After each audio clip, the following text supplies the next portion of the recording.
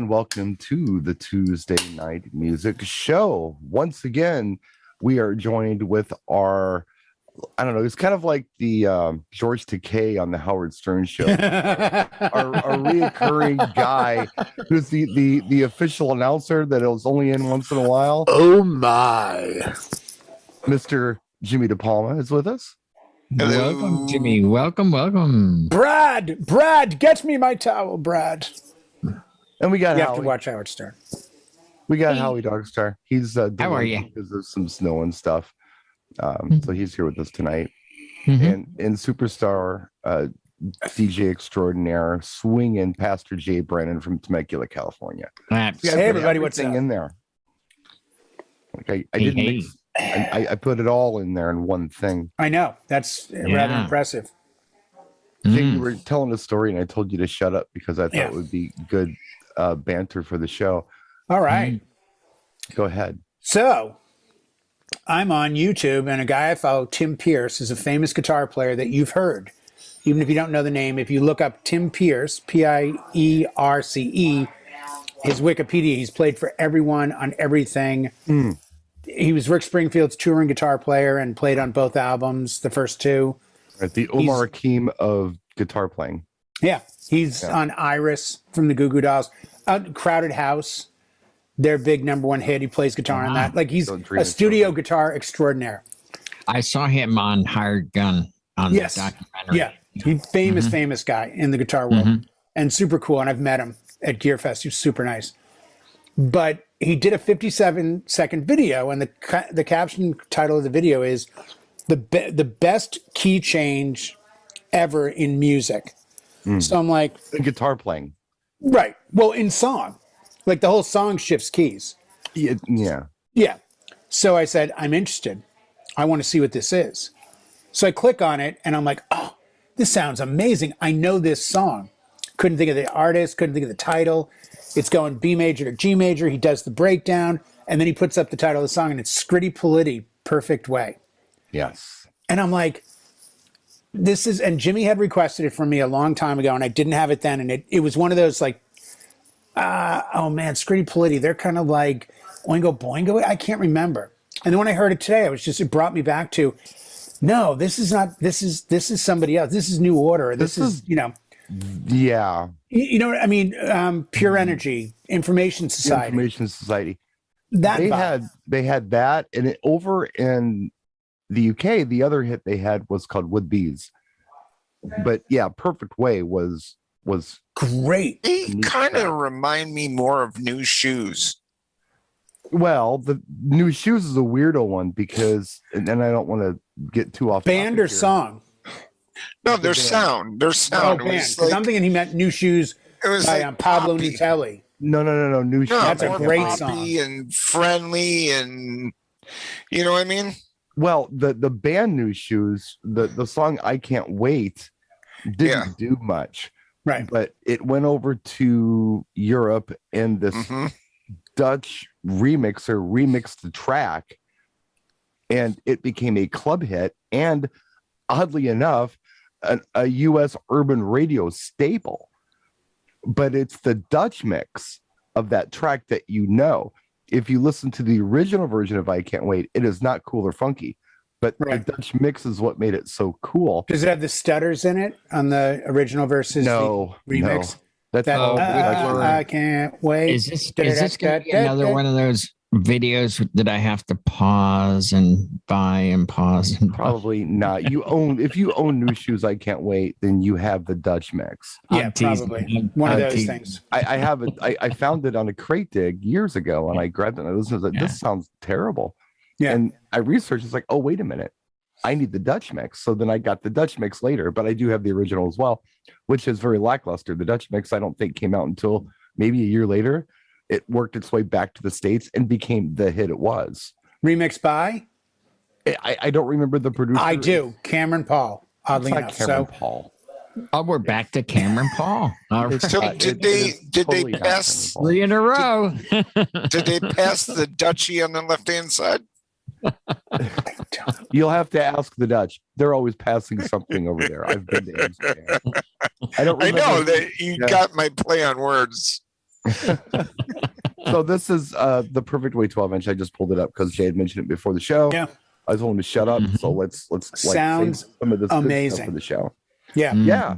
Sounds amazing. I totally forgot about it. It's one of those like and it may not happen to everyone, but boy, I bet you once or twice a month I'll hear a song, know the song, can't name the song, can't name the artist, and then when I Shazam it, I'm immediately thrown back to that time. Like the Scritti Politti track, The Perfect Way. I was like, oh my God, I'm like suddenly back in the 80s. The like, bridges on that track are just insane. So gorgeous. College radio for me.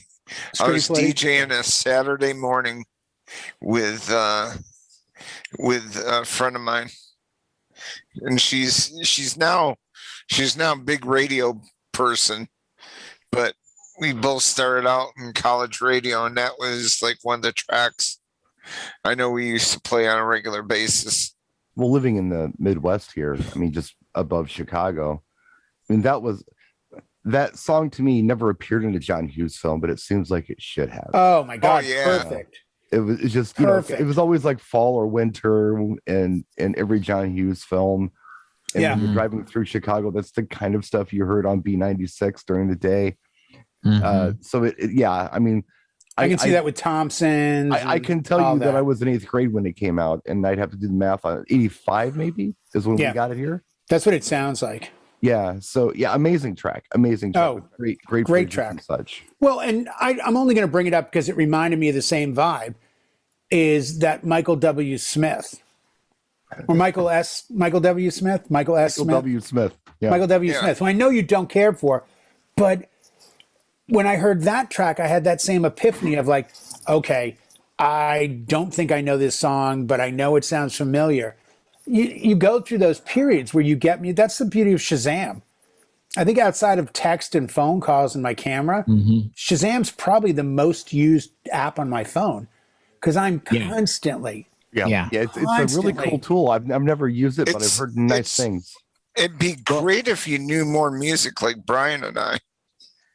Well, that's why we're here. That's why we're here. That's why you know. We're soaking it in, as you said on the last show. We're soaking it in. No, but see the difference. You appreciated that. No, totally. But like with Brian and your music, which is deeper diving, a lot of times Shazam will pick up good music, which then you can play back and listen and have at weddings and different events. Your stuff goes deep, where it's like, you don't get to Shazam it because you don't get to hear it very often. Well, you know what I'm saying? Yeah, I mean, what I think about, and we talked about it. I don't know if it was on air last night or we talked about it after the show, but a lot of the music that was coming out in the early to mid 80s, I feel like got overshadowed by Michael Jackson. Yeah. And, you know, tell that, Brian. You did that app off air. That was off air, yeah. And Madonna. And Madonna too. And the Madonna thing was off air. Yeah. There was 80s were monstrous for like huge artists. Right. You know? And it overshadowed a lot of stuff like this. That's amazing. You know, even bands like Tears for Fears didn't get the attention they should have gotten because of our mega artists. Well, like I just mentioned When in Rome, The Promise. Yes. That was a great song. Yeah. But that was an unusual time when you could have something like a dance track like that or something obscure or a metal band, you know, in the top 10. There'd be like 3 or 4 different genres in the top 10. There was no real pattern. There was no pattern at all. Yeah. Not like today. That's kind of yeah. Today is 5 Drake songs in the top 10 and then Post Malone featuring, and it's very hip-hoppy urban in the top 100. Back in the 80s, like you say, Howie, you'd have Michael Jackson followed by Def Leppard, followed by Journey, followed by Lionel Richie, followed by the Police, followed by Randy. Like every genre was represented within the top 5 usually. Right. Now, because of the way music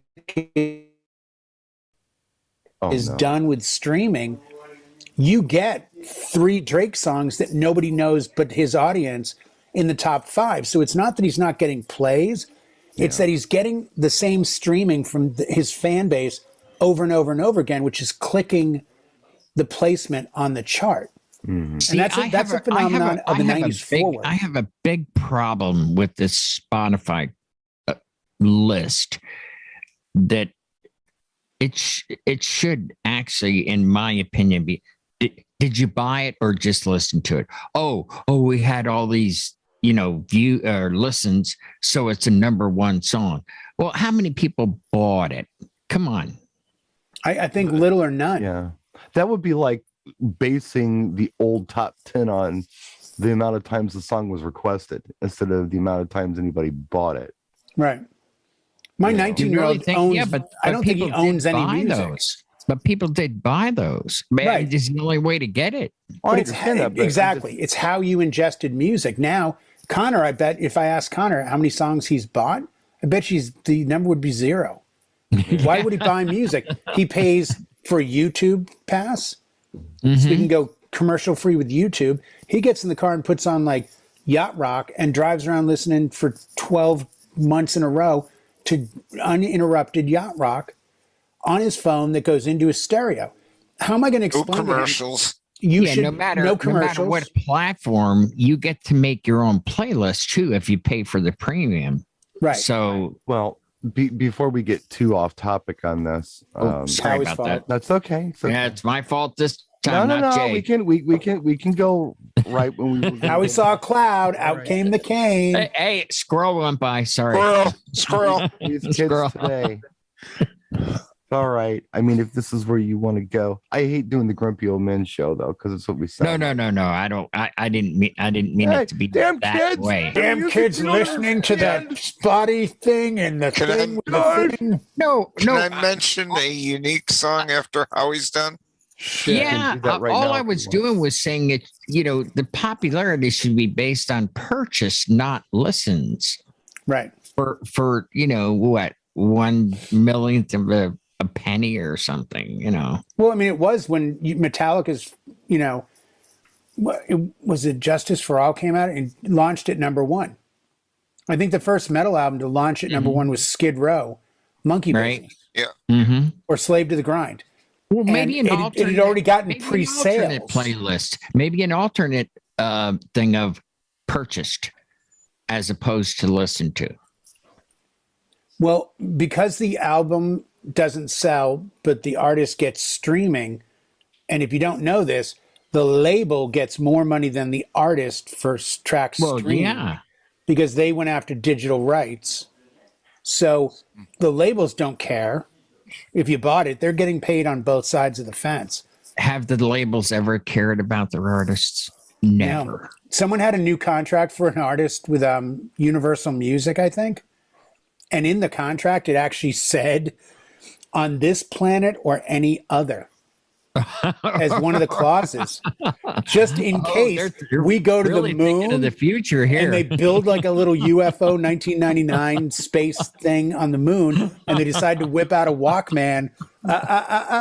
We get a royalty check. Let me bring it around to something else.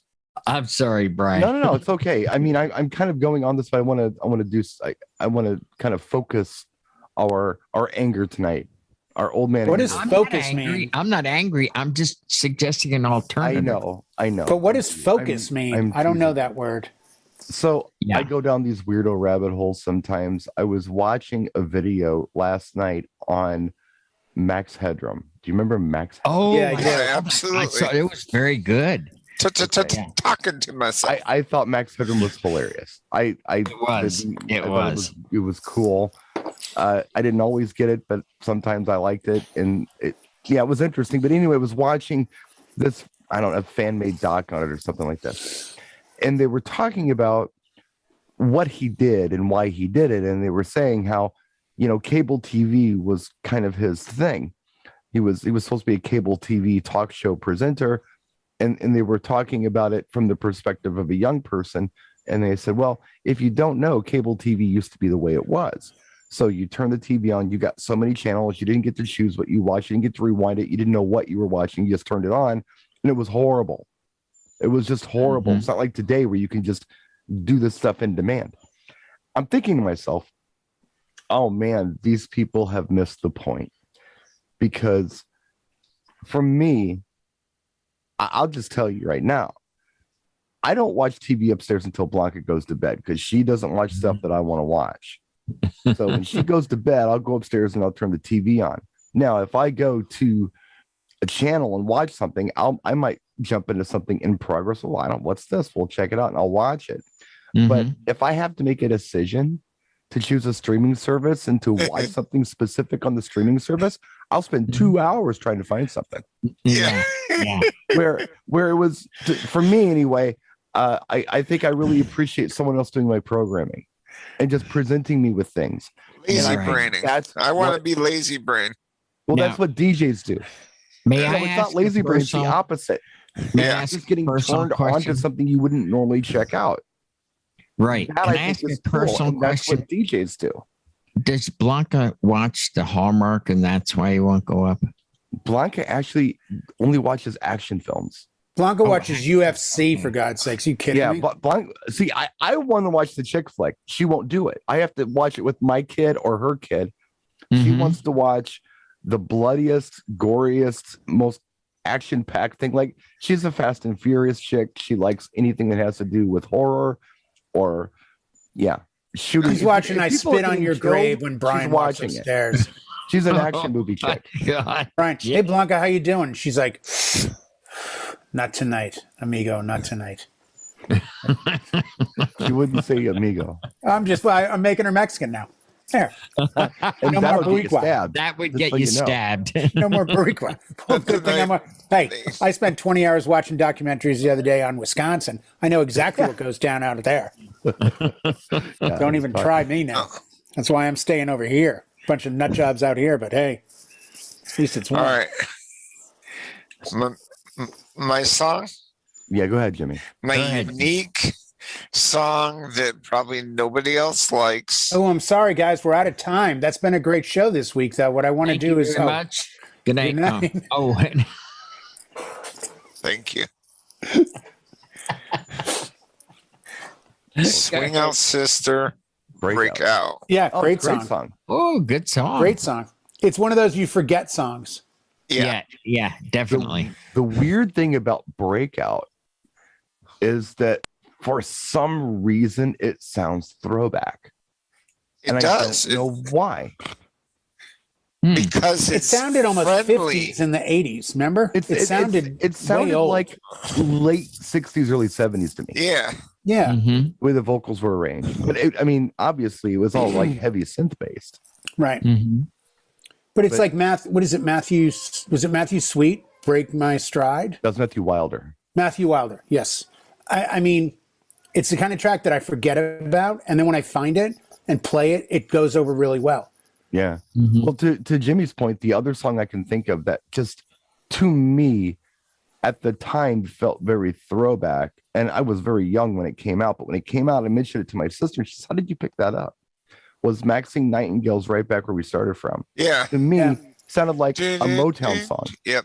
What about Sixpence the Richer? What, Kiss Me? I like I always thought that was in the same lines with Swing Out Sister. That to me was in that same sort of sounded like they came from the same period. I didn't catch that. But the harmonies that they were doing on that track. Yeah, it was bigger. In the bridge. Right. Felt very throwback to me. I don't know why. But it just didn't sound like everything around it. If anything, it could have been 40s. Mm-hmm. It could fit. It's like a modern version of a 40s crooner tune. We should see if we can get Scott Bradley, Modern Day Jukebox, to see if he'd be willing to do that song and see what his take on it would be now. Mm. Maybe a Haley Reinhart singing with that voice of hers. I think you talk about songs sounding like throwbacks. What I could think of right now is that Bruno Mars project, Silk Sonic. They sound very R&B. Yeah. Well, everything Bruno Mars has done that's been a hit. Uptown Funk sounds like something from the time, or Rick James. And then 24K Magic sounded like almost electro freestyle, didn't it, Jimmy? Yeah. Yeah. But I think that's all by design. Like he's addressing that. he's trying to do music like it used to be. And look at Lenny Kravitz. Lenny Kravitz never did anything that sounded like today.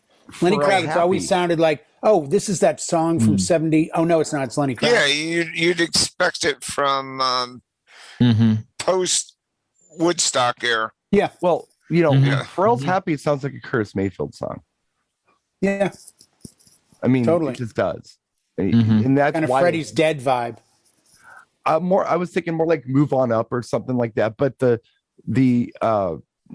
thing with that track, and the reason that track does so well, I think, as a DJ, is because if you are living like as some kind of recluse all by yourself, and you happen to go to a wedding and you haven't turned on the radio for the last 10 years, and you don't know the song, it still has this familiar vibe to it. So an older person would say, hey, I like this sound because it's kind of a familiar vibe. Even if they don't know it, they will respond well to it.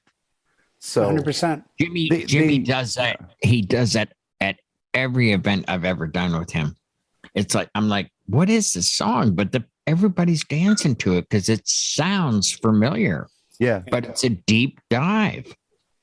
Well, the dives aren't as deep as I think you might think they are. They're just not necessarily staples. They're just not what's on the they're not what's on the radio clock. Yeah, they're not staples. They're not overplayed, but yeah, they're not. So you mean I won't hear it at Home Depot? Are you telling me, Jimmy, I won't hear it at Home Depot? Or? No, you won't hear it on new channels radio. You might hear. I've heard some weird stuff at Home Depot where it's like, what? The one that sticks in my head that I completely forgot about was Fleetwood Mac's Love in Store off of Mirage. I heard that in Home Depot. I'm like, oh my God. Wow. Really? It's almost like a song that didn't exist until I heard it again. It's like, oh, I remember this. I will hear weird stuff like that sometimes. Sometimes I was somewhere and they played Bob Welch. Ebony Eyes? Yeah. Sentimental Lady. No, wow. Ebony Eyes. And I was like, oh my God. And I think I was with Michelle and I said, like, you know who this is? He used to be lead singer of Fleetwood Mac. And I had to give that whole backstory. And Hypnotize is like a wonderful song. And then you forgot what you went for in the store. Yeah, I don't even know what store it was in hindsight. But you know what?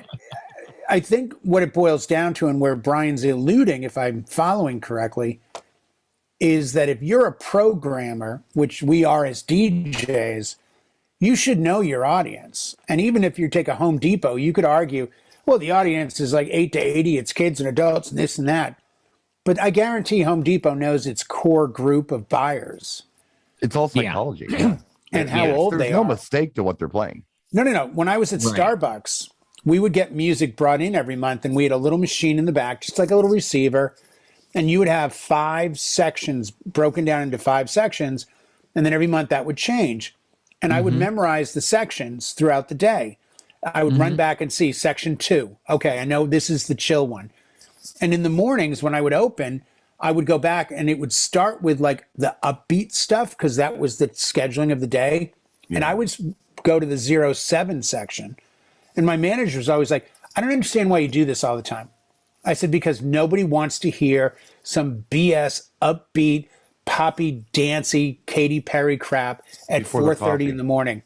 Yeah. But when they walk in and hear like Waiting Line by 07, they're already stressed out. They just got up, they took a shower, they drove to my Starbucks, now they're waiting in line. Their day already isn't perfect. So if they can walk in and be disarmed by the sound, get their drink quickly, at least now they have a shot at it. I think we get too caught up in this, like you're a fighter going into the ring and you need to start your day off with Slipknot or something.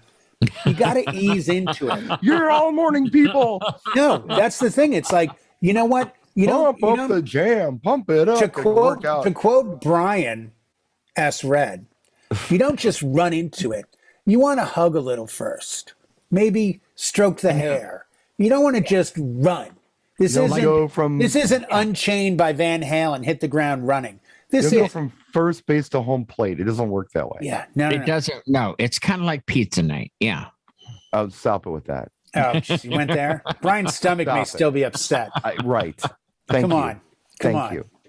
I was talking the other night about this video I put up. I don't know. Not that. I guess it was maybe Thursday or Friday. Friday. It was Friday because I told the story, I think, off air last night.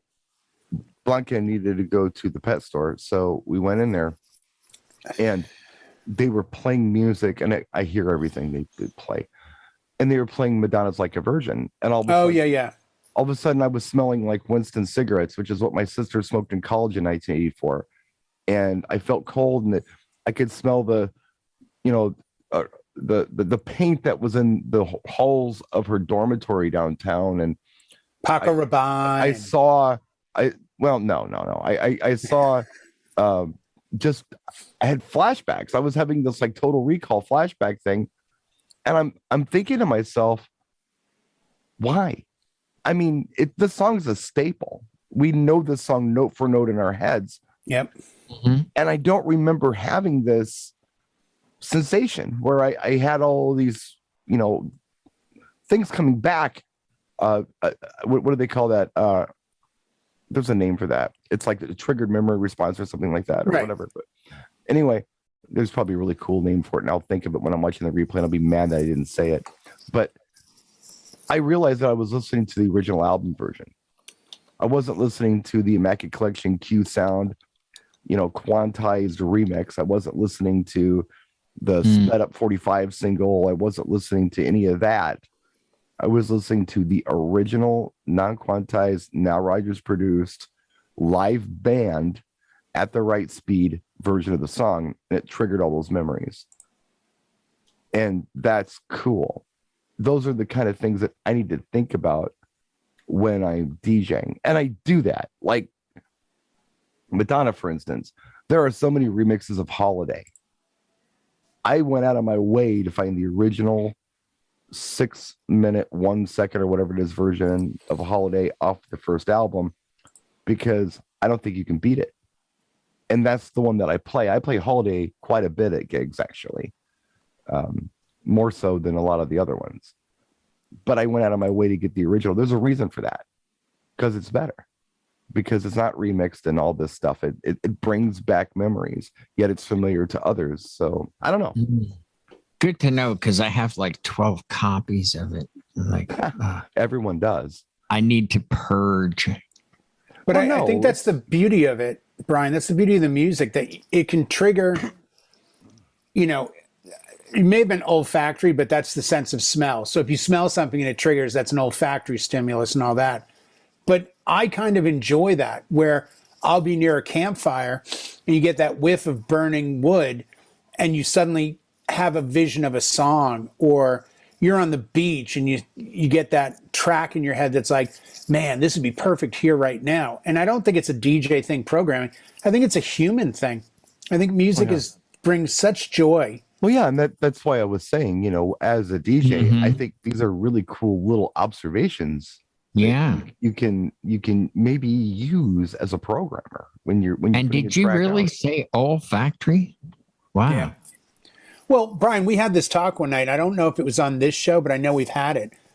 There was a point in my career as a DJ in the early 2000s when I would pay attention to TV commercials, and I got into the band Rykoscope or Rykoscorp. I know what you're talking about, the Apple and all that stuff. Yeah. Yes, and they had a track called Remind Me, and it was on a Geico commercial with the caveman. Yeah. And I bought the song, and I played it during cocktail at a couple weddings. And every time I would, people would run over to me like, man, what is this song? I know this song, man. Right. I know this song. And I was like, oh, it's Rykoscope, Remind Me. And if I didn't reference the commercial, they loved the track. They were like, I know this song. They didn't know it. But it's like, I also got Saint Germain Sure Thing. Granted, it was from a tampon commercial, but that's how I got introduced to Saint Germain. A lot of people got turned on to the Dirty Vegas through the Volkswagen ad.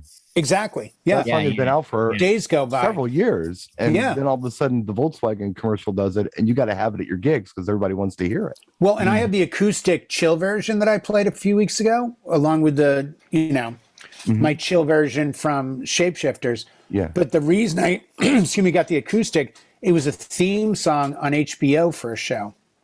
They did Days Go By, but they did the acoustic version. They do that a lot. Yeah, that was a theme song. I think that's part of the importance of programming. What's going on around you? Yeah. What's really popular, and not to overplay it, but to give a little tip of the hat to make people feel like, oh man, I love this. I'll play, old So What by John Coltrane, Miles Davis. And I always get a couple of older guys coming up going, man, is Miles Davis? I'm like, yeah. Oh man, what a great song. I haven't heard this in forever. Or Wes Montgomery. Yeah. And it's one of those things where you're constantly trying to bring people in because you want to be all inclusive. You don't want to be exclusive. You don't want to just be like, oh, I only play the new stuff. You want everyone to feel like they're part of the party. It's a fine line, I think. Culture is very, very powerful. Like people hear these commercials or hear a snippet on a TV show, and then it's, I can remember watching a series, and am I the only sour cherry on the fruit stand? And I had to Shazam it, and I Shazammed it, and then I went on YouTube, and it had like 70,000 views. But after the TV show, it had 1.5 million views. Well, I think we kind of have the same phenomenon now with TikTok a bit, and I think that the maybe it, and this is just a random thought. Perhaps instead of trying to play the entirety of Fleetwood Mac Dreams in front of children for a school dance, maybe the place to put that is during a cocktail set. So you're not really trying to, because they only want a little section that they know it from the TikTok video. But why not do the whole thing? There are so many times that I watch. Yeah, during cocktails, sure. Yeah. There's so many times that I watch these reaction videos. Yeah. There's several people that I watch, and I try to get the ones that I really feel are genuine, and I know they are because they're talking me through their take on it. And there's a couple that does these now that I really like. Brad and Lex. Lex always gets it. She's really sharp.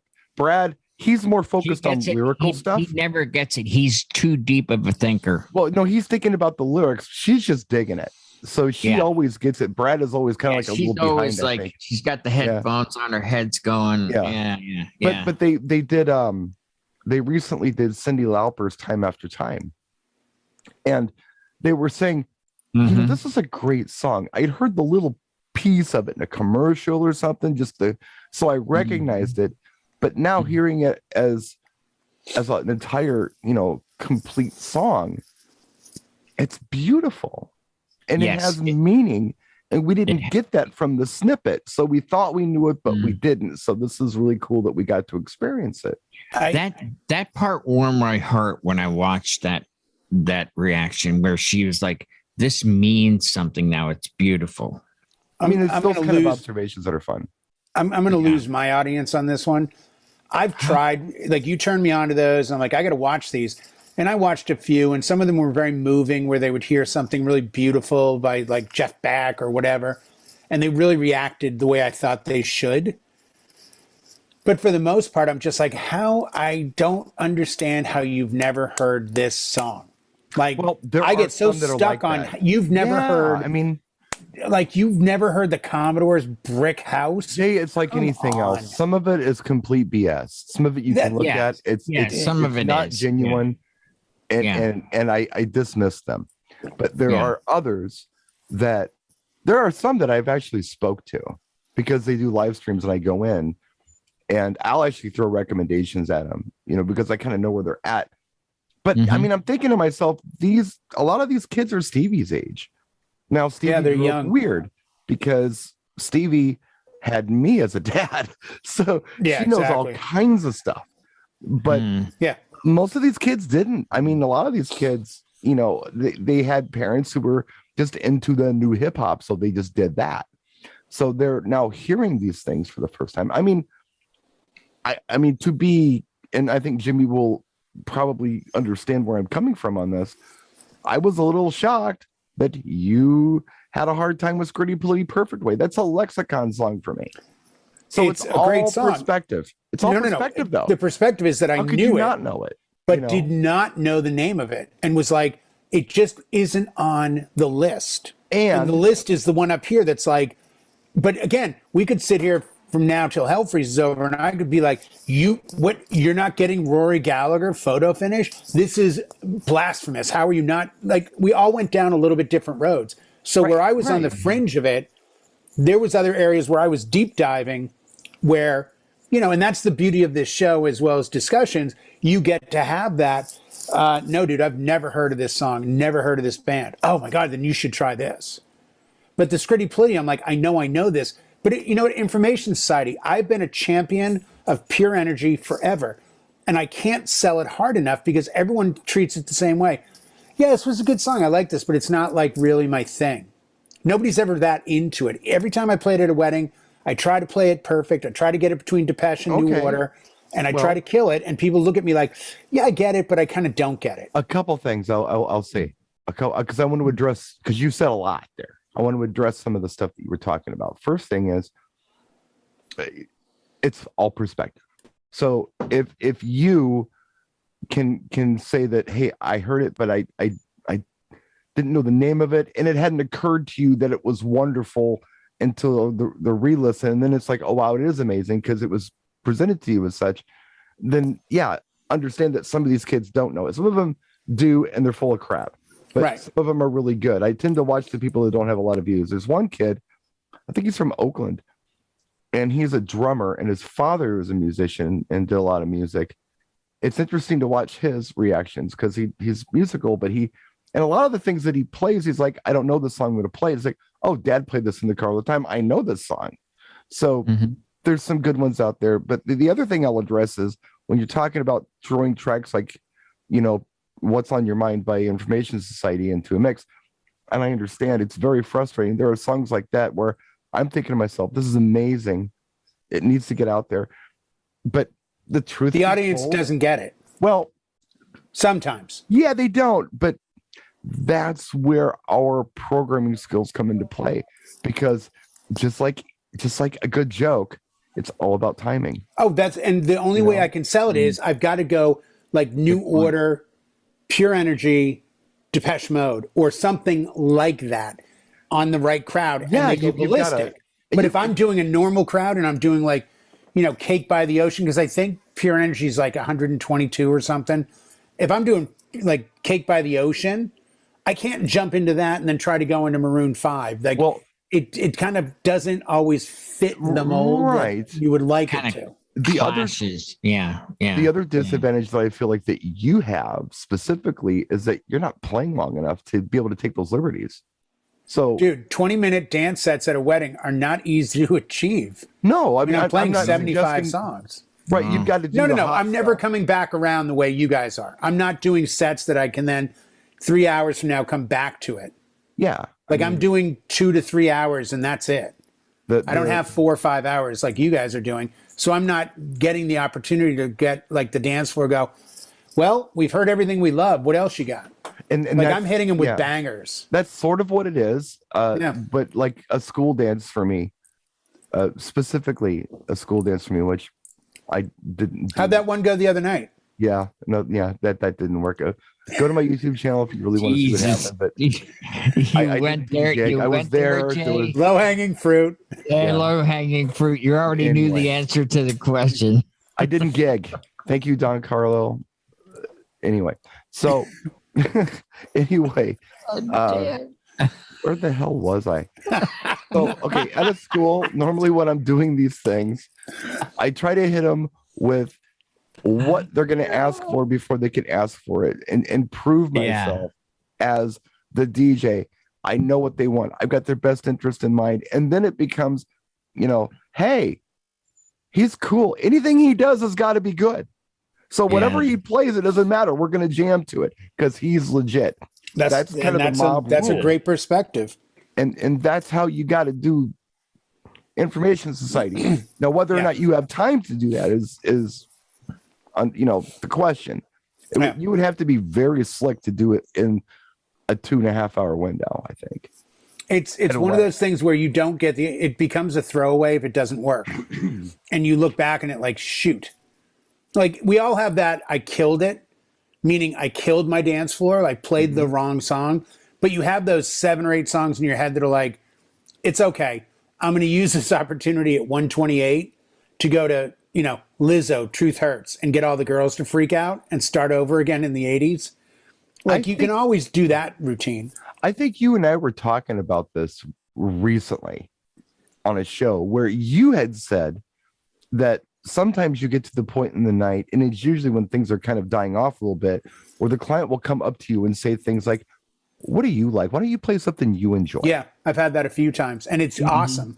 Maybe, and every situation is going to be a little different. It could very well be that they don't care anymore, or maybe it means something else. Maybe they just trust you that much.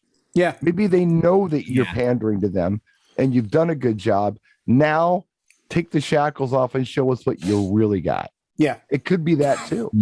Well, I took your advice. Time to do that. Right. I took your advice years ago when you said, I hit them with everything I have before the cake. Yeah. Like, I need to really bang their heads against the wall up front so that by the time we get stop and start again, they've already built that trust in me. Yeah. And I think that for most of us as DJs, that's a challenging section. There's probably people watching this like, you kidding me? I kill it every time. Yeah, you do. But it's an area where you don't want to shoot everything off at once. You want to pull back a little. You want to keep those like Uptown Funk tracks and, the bangers that you just know will kill a little bit pulled back, maybe an Usher. Yeah, you can. A few of those. Yeah.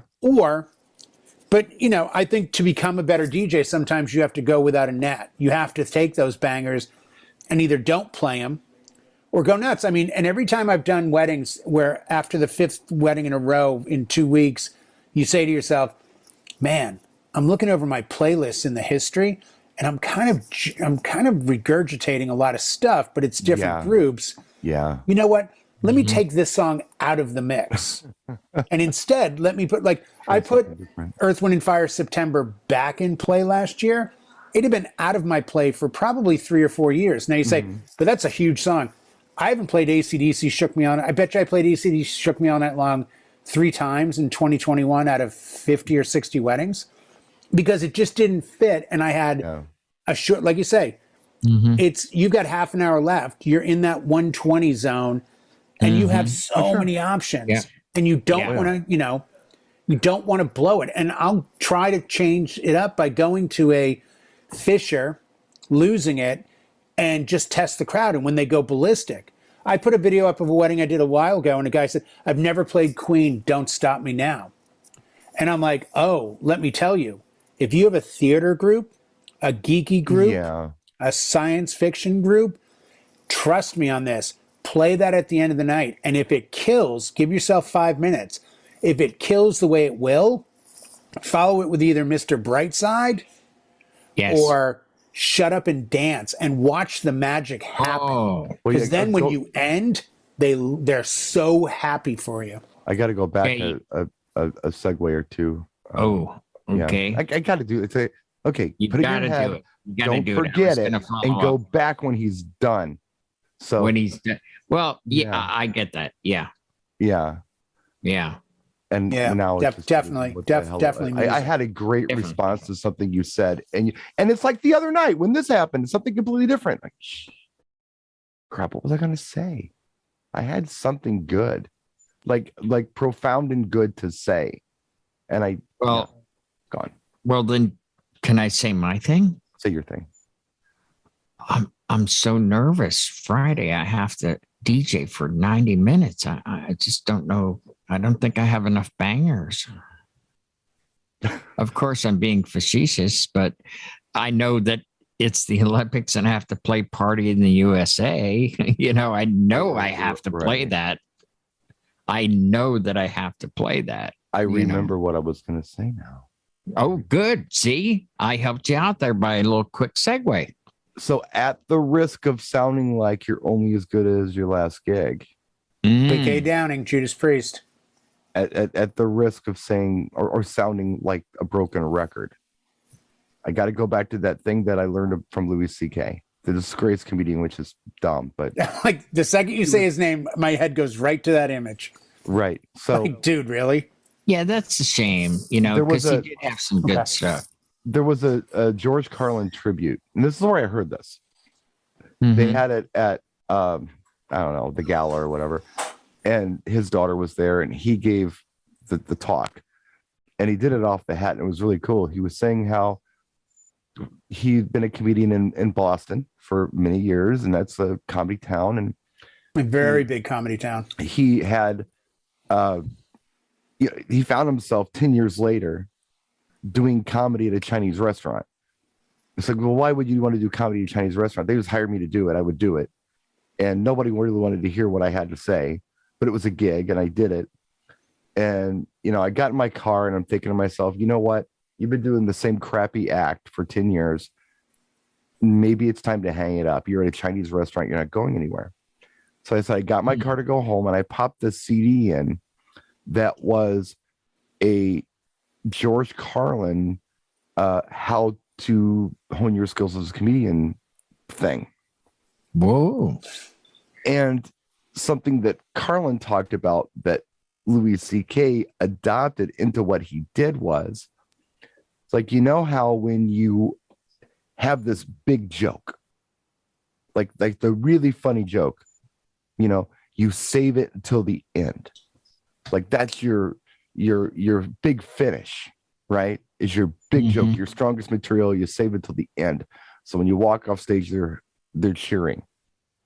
Change it up. Take your best material and do it first, because that forces you by like survival instinct to up your game. Mm-hmm. He said, I started doing that, changed my life. Yeah, because, it's like, should I jump off the cliff or not? No, I was terrified because I just blown my best bit, but somehow I had to finish my set. Yeah. And I had to up it. So I did. And it forced me to do it. I heard that. And as soon as I heard that, I'd never done it before, but I started blowing my best material immediately. I would take the best songs and the best sets and play them right away. Yeah. Or I got the idea for the school. Hit them hard. Hit them hard right now. They'll trust you now. And what was a pleasant surprise was I could go anywhere I wanted to go. I thought it was going to force me to pull something out that was better. No, it was easier because it gave me liberties I didn't have before. If I'd have played some BS for the first 2.5 hours and, saved the last hour and a half as the bangers, they'd have been mad at me for 2.5 hours.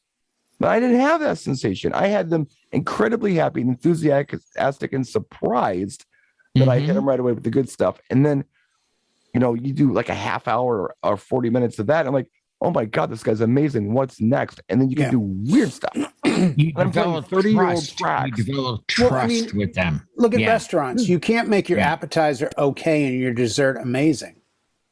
Like you have to make every course stand on its own ground and be amazing. And like they don't have that luxury of, well, I'll slow up. I think I've told this story real quick. Probably, 17 years ago, 18 years ago, IKEA had a party for 300 people and they hired a band.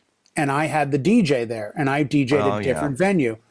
And it was Naked Eyes. Right. And they started with 400 people in the room. And Naked Eyes came out, got introduced by the GM who's friends with the singer. And my DJ said by the time they played Always Something There to Remind Me, there was maybe 30 people. Right. Because they absolutely, adamantly were not doing their bangers till the end of the night and they lost the room. If they had walked on stage and played Always Something There, the entire crowd would have lost Promises or something that people knew. Fortune and Fame. Yeah, but I mean, if you just hit them, and we see this all the time, not as much now with COVID, but I would go see bands that I really liked and they'd have like that huge track. When I saw Autograph, they did turn up the radio like early in the night. Even I was like, they opened. I don't know another song by these guys. Why are they blowing this one off on song 5? They may have opened for Rat. I think they opened for Rat. I saw him headline actually. Oh, did you? Yeah, at a small club. Right after that, it came out. It was like early 1984. Yeah, October of '84. I saw that. So it hadn't been out for very long. No. They were opening for Rat. But it's one of those things where I totally agree with you. And I think it's a good challenge for DJs, especially to say, I've got a format of the night that I know I'm going to go through. Mm-hmm. Let me switch gears. Let me open with this. But it harkens back a little bit to the days of, what's your first song after this first dance? I always play Celebration. You do? Okay, that's what I'll play. And I'm like, where do I go from Celebration? I can only go down. I can't keep going up because it's old people. Oh, after Celebration, you do We Are Family. Well, no, but that's the thing. You end up sticking. You either stay there or you go way down. So I was just like, let me try starting. And I'm the first to admit it's worked for 20 years. But I have a pattern of starting low and building that ladder of BPMs and trying to mix it up, right? But switch it up a little bit. But I think for this year, I might just come in and pull out both barrels and be like, "Here you go, kids! Boom!" Starting with Uptown Funk. Let the crowd go, "Whoa!" My challenge to you is forget about the whole BPM thing and just do what feels right. If that happens to be something that works out really well BPM wise with what you are in right now, go ahead, make your next track work with it, but don't make that be the main deciding factor on what next track is, because it may or may not be the best choice for what's in front of you. You know, sometimes it is. I mean, you know, sometimes you do like a half hour. This is amazing. I do anyway, where I'm just mixing it up and I'm coming in the right places and coming out of the right places, and the keys are working and the beats are working and all the other sounds are harmonically working together, and I'm building this amazing thing. Right. And then I'll just do something wacky.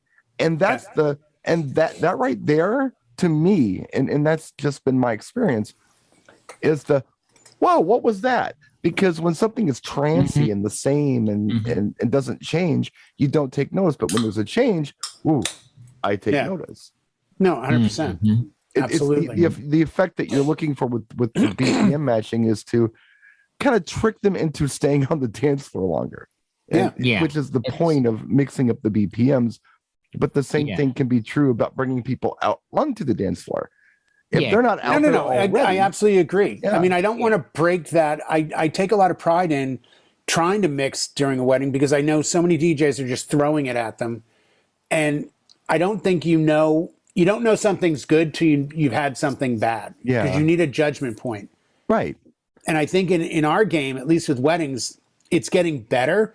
But there's still a lot of people, when I say something about mixing, like, dude, slam them. Every track, slam, slam, slam, kill them. Now, that crowd will walk away and say, I had a great time. We danced. It was awesome.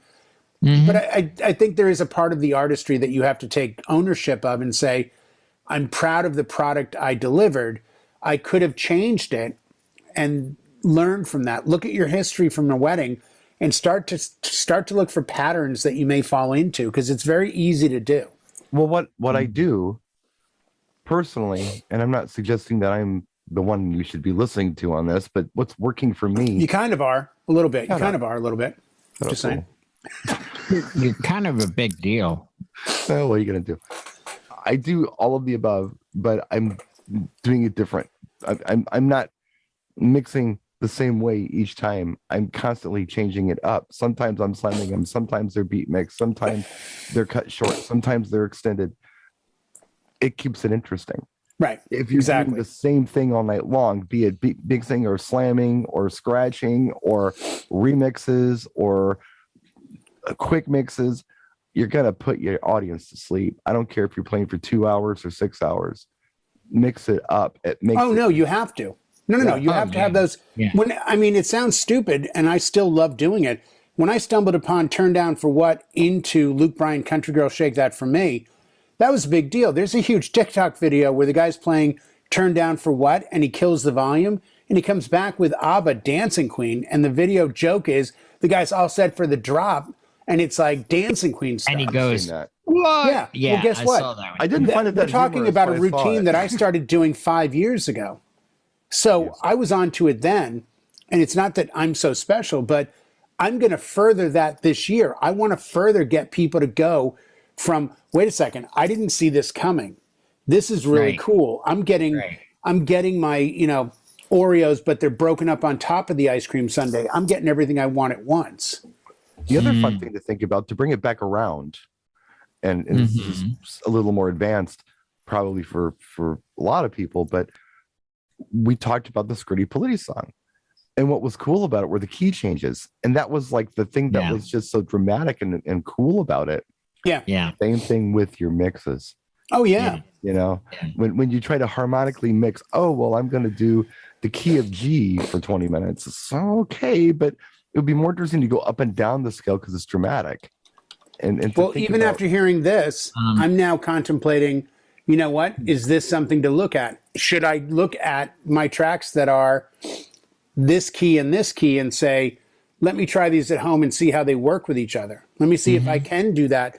I mean, here's one of the most respected studio guitar players in history.